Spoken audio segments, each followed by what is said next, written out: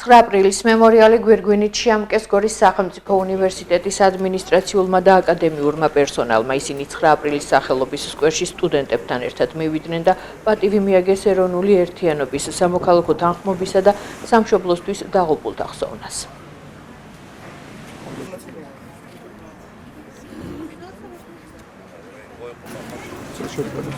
ძალიან მნიშვნელოვანი დღეა ჩვენი ქვეყნის ისტორიაში. როგორც ვიცით, დღევანდელი დღეს ჩვენი ქართველი პატრიოტი ახალგაზრდები შეეწირნენ საქართველოს დამოუკიდებლობას და მას შემდეგ ჩვენ ყოველ წელს ტრადიციად გვაქვს გორის სახელმწიფო უნივერსიტეტის პერსონალი მოვდივართ და სტუდენტებიც მათთან ერთად პატივს მივაგებთ საქართველოს დამოუკიდებლობისათვის დაღუპულთა ხსოვნას.